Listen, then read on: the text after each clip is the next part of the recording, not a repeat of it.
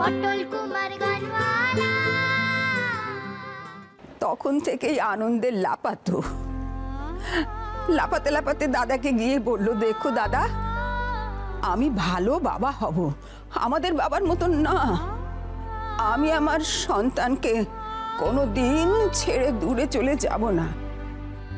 আমি চিরকাল তাকে আঁকড়ে আগলে রাখবো। তখন ভেবেছি ছেলে মানুষই, কিন্তু ছোটকু যতই বড় হোক, ওর ছেলে মানুষটা কিন্তু চায়নি। ও চিরকাল চেয়েছে ওর সন্তানকে আঁকড়ে আগলে রাখতে, কিন্তু সে পেল কই? তারপর যখন তুলি জন্মালো, তখন তার কি আনন্দ! তুলি তো তখন নার্সিং হোমে। আমাকে নার্সিং হোম থেকে এসে বলল, মা, আমি আমি বাবা হয়েছি, মা, আমি বাবা হয়েছি।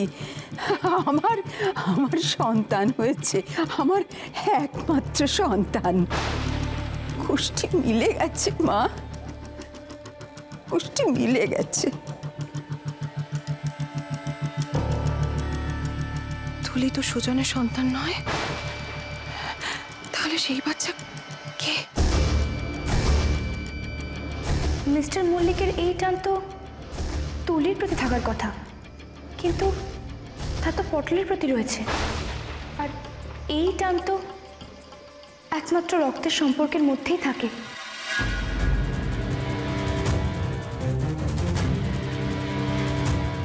সে পটল নয় তো?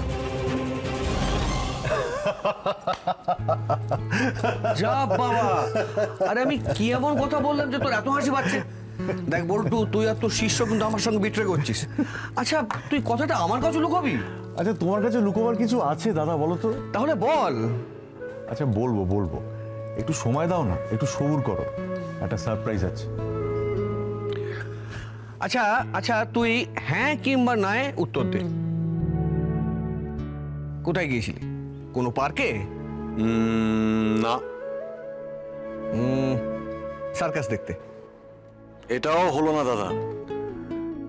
এবার ধরেছি, নিশ্চয়ই পটলকে স্কুলে ভর্তি করতে নিয়ে গিয়েছিলি। ঠিক ধরেছো দাদা, স্কুলেই গেছিলাম বলতে পারো।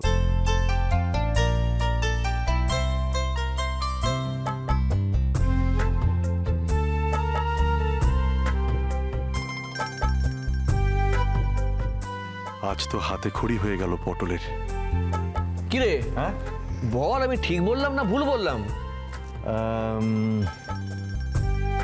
ঠিকই বলেছো।